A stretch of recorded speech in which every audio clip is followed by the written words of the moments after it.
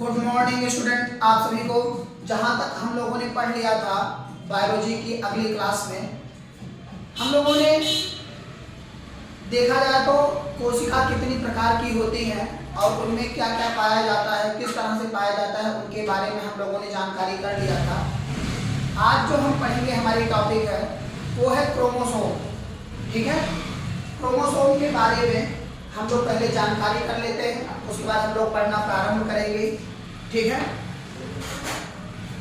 तो आज की हमारी जो टॉपिक है वो है क्रोमोसोम, जिसे कहा जाता है गुणसूत्र।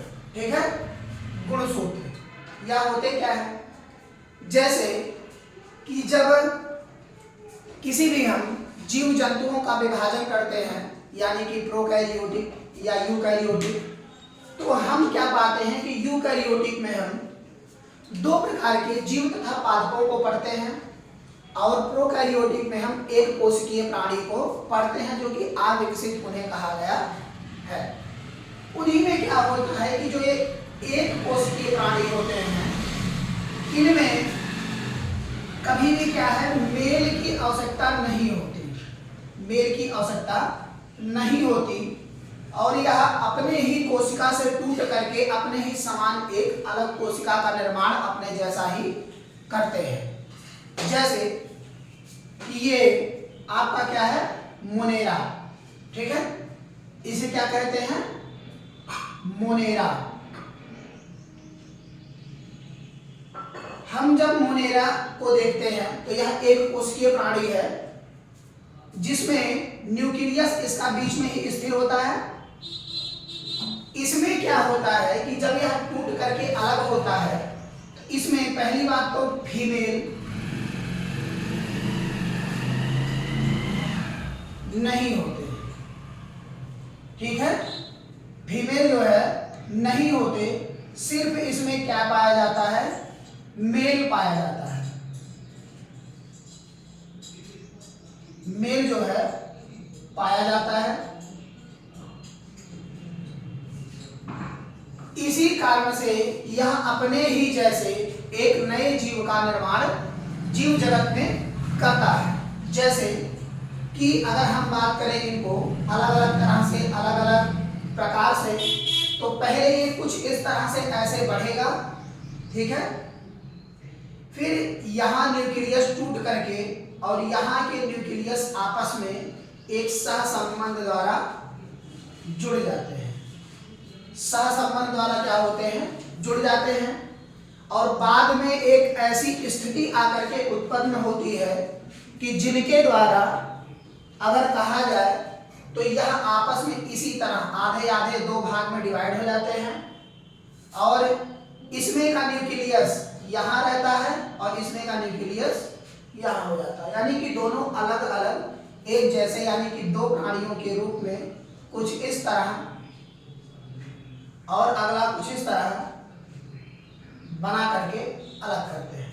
ठीक है, लेकिन यदि हम मनुष्यों की बात करते हैं, यानी कि जंतु जगत में मनुष्य की बात करते हैं, तो उनमें क्या होता है कि अगर गुणसूत्र की हम बात करें तो उसमें 23 जोड़ी क्रोमोसोम पाए जाते हैं। ठीक है, 23 जोड़ी क्या होते हैं, क्रोमोसोम पाए जाते हैं। जैसे कि आपके अगर क्रोमोसोम के हम स्ट्रक्चर की बात करते हैं तो ये आपके क्रोमोसोम का स्ट्रक्चर होता है। क्रोमोसोम का क्या होता है, स्ट्रक्चर। ठीक है, ऐसे ही ये बने होते हैं, ऐसे ही ये बने होते हैं। ठीक है, इस हिस्से को, सबसे ऊपरी वाले हिस्से को, इसे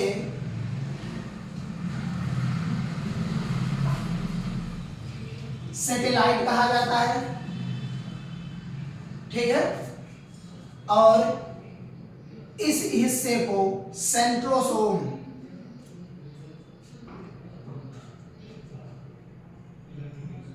सेंट्रोसोम तथा ये जो हिस्सा है इसे हम टेलोमर कहते हैं, टेलोमर कहते हैं। ठीक है। हरगोविंद खुराना नामक वैज्ञानिक ने सबसे पहले इस क्रोमोसोम में छेड़छाड़ किया और चेंज किया। ठीक है। हरगोविंद खुराना,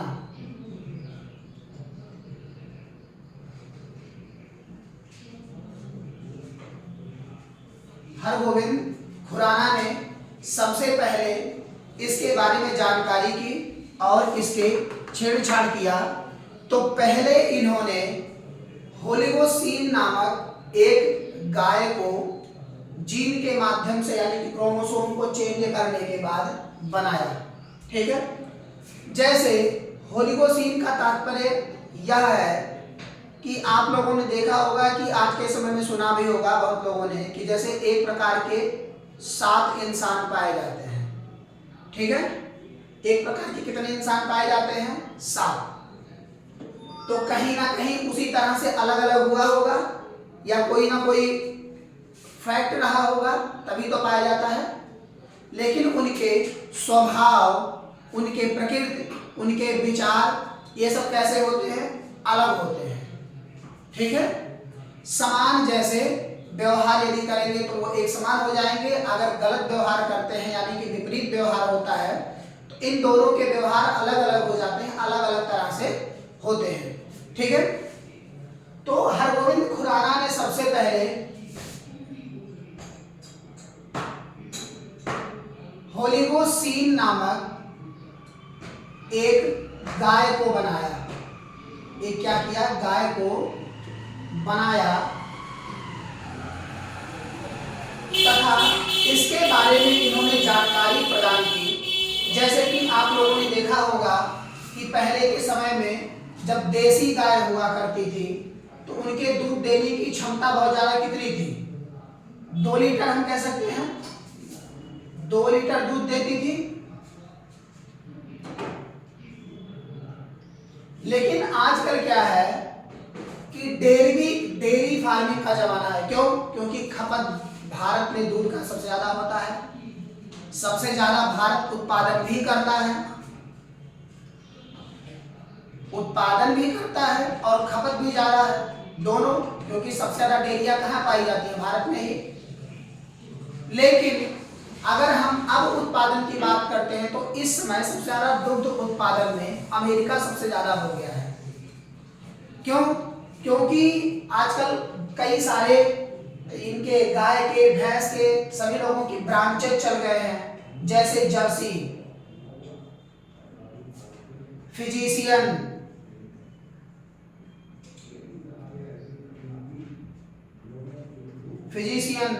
और कई प्रकार के हैं जो इनके दूध देने की क्षमता जो होती है 40 लीटर, 50 लीटर या हम कहें 80 लीटर या कहीं कहीं 120 लीटर। तो इनकी क्षमता इनके शरीर के अनुपात में ही बढ़ती जाती है कि जिनसे अलग अलग तरह से अलग अलग इनके व्यक्तिगत व्यवहार के रूप में बदलते हैं। तो हरगोविंद खुराना ने ही देसी गाय के बछड़े के जीनोम में ही चेंज किया और होलिगोसीन नामक एक गाय को बनाया। जो वह 2 लीटर दूध दे रही थी वह अब 50 लीटर दूध देने लगी। तो बताइए, डेयरी फार्मिंग में उत्पादन ज्यादा होगा, ज्यादा के बारे में जानकारी भी प्रदान होगी। इसी कारण से इनमें तरह तरह के चेंजिंग हुए। ठीक है। यानी कि हम कहें उन्हीं को बदल करके अलग तरीके से बना दिया गया। जैसे कि फोटोकॉपी वैसे ही तो होती है, प्रिंट में जाकर के रखो, जिस प्रकार प्रिंट रखोगे प्रिंट निकल करके आपके पास चला आएगा सेम एज कॉपी के रूप में। तो क्या वह जनाई पड़ता है कि कौन सा ओरिजिनल है कौन सा लोकल है? नहीं। उसी कारण से यहां भी इसी तरह से हुआ। तो पहली बार क्रोमोसोम में इन्होंने ही छेड़छाड़ किया। अब इसके आगे हम लोग देखते हैं। इसमें अगर हम मेल और फीमेल की बात करते हैं, मेल तथा फीमेल की बात करते हैं मनुष्यों में, किसमें? मनुष्य में, ठीक है। इसमें हम क्या पाते हैं? मेल और फीमेल, ठीक है। इनमें हम देखते हैं कि इनके क्रोमोसोम की संख्या 46 होती है, जो कि जोड़ी के रूप में अगर हम देखेंगे इसको तो 23 जोड़ी होती है। कितनी होती है? 23 जोड़ी होती है। इसी तरह जब हम मेल में देखते हैं, सॉरी फीमेल में देखते हैं, तो हम क्या पाते हैं? टोटल इसमें कितना होता है? 46।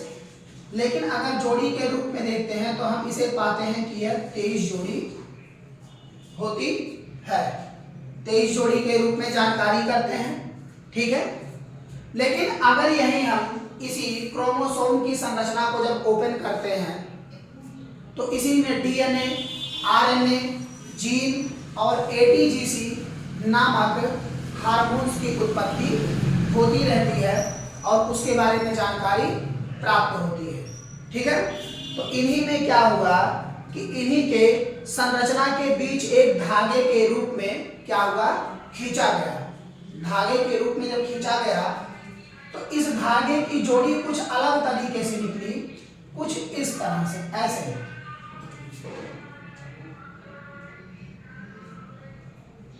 कुछ इस तरह से निकला। और इसकी संरचना में पाया गया कि इनके बीच का डिफरेंस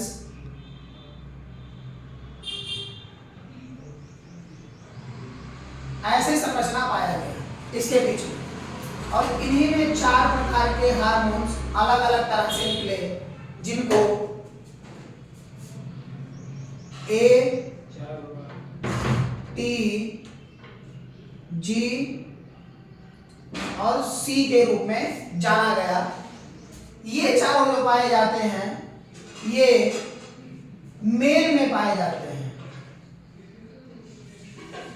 लेकिन इन्हीं में अगर हम फीमेल की बात करते हैं तो ये जहां सी है वहां जी हो जाता है। वहां क्या हो जाता है? जी हो जाता है। बस इतनी ही चेंजिंग इनके और इनके बीच में होती है। अलग अलग जीवों में इनके क्रोमोसोम अलग अलग होते हैं। जैसे हम बात करते हैं तंबाकू की, यानी कि सुर्ती, निकोटीन, ठीक है। ये आपके समझ में आ गया होगा। इसके आगे हम चलते हैं।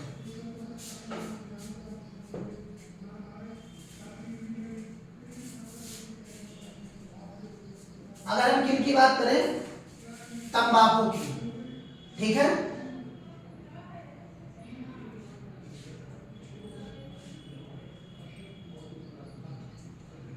तंबाकू, उसके बाद फूल,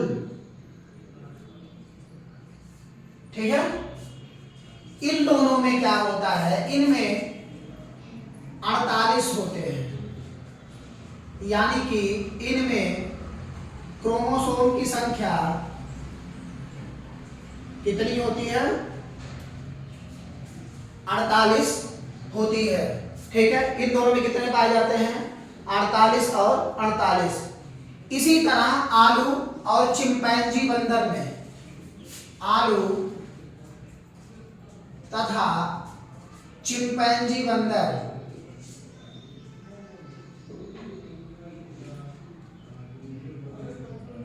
चिंपैंजी बंदर, इनमें भी 48 और 48 होते हैं। इनमें भी क्रोमोसोम की संख्या कितनी होती है? 48, ठीक है। यहां तक समझ में आ रहा है? कोई दिक्कत तो नहीं है कहीं पे?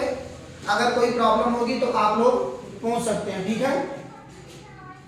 सबसे ज्यादा अगर क्रोमोसोम की हम बात करते हैं कि सबसे ज्यादा क्रोमोसोम किसमें पाए जाते हैं, तो वह है टेरिडोफाइटा।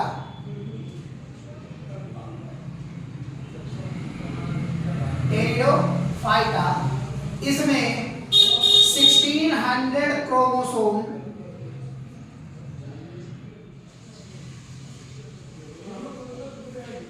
क्रोमोसोम पाए जाते हैं, जो कि ये सबसे ज्यादा है, जो कि कितने हैं, ये सबसे ज्यादा है। और जीवाणुओं की अगर हम बात करते हैं कि जीवाणु में कितने पाए जाते हैं, तो जीवाणु में इनकी संख्या 1 होती है। कितनी होती है? 1। अर्थात जीवाणुओं में क्रोमोसोम की संख्या कितनी होती है? 1। लेकिन अगर यही हम मटर की बात करते हैं कि मटर में कितना पाया जाता है, ठीक है, तो मटर में इनकी संख्या 14 होती है।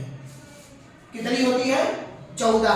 तो हम इससे पता लगा सकते हैं ना कि अलग अलग तरह से अलग अलग व्यक्तियों में या अलग अलग हम कहें जीवों में, जंतुओं में, पादपों में, पेड़ पौधों में इनकी संख्या अर्थात क्रोमोसोम की संख्या अलग अलग होती है।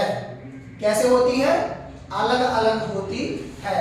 अब यही जो आपका है, इसी में डीएनए मिलता है और इसी डीएनए के अंतर्गत आरएनए मिलता है, ठीक है, और इसी आरएनए के बाद डीएनए में ही जीन पाया जाता है। क्या पाया जाता है? जीन। और इसी जीन में जा करके एटीजीसी और एटीजी जो है पाए जाते हैं। ठीक है, तो यहाँ आप सभी के समझ में आया, किसी प्रकार की कोई दिक्कत तो नहीं है। तो अब इसके बाद हम लोग क्या करेंगे कि अलग अलग तरह से, अलग अलग तरीके से इनको हम क्रोमोसोम को अलग अलग तरह पढ़ना चालू करेंगे। तो पहले इनमें हम सिंगल हेलिक्स, डबल हेलिक्स, या इनमें पहले हम डीएनए पढ़ लेते हैं, डीएनए के बाद आरएनए, आरएनए के बाद जीन, ठीक है, जीन के बाद फिर हम क्या कोशिका विभाजन पढ़ लेंगे, यानी कि सेल डिवीजन, सेल डिवीजन के बाद हम लोग टिश्यू पढ़ लेंगे। तो सेल चैप्टर हम लोगों का कंप्लीट हो जाएगा। ठीक है, तो आज के लिए इतना ही, बाकी के क्लास के बारे में हम कल बात करेंगे। तब तक के लिए हमारे चैनल से जरूर जुड़ें और यूट्यूब चैनल सब्सक्राइब करना ना भूलें, क्योंकि आप सभी को महत्वपूर्ण क्वेश्चंस और वीडियोस प्राप्त होते रहेंगे। Thank you and best of luck for examination.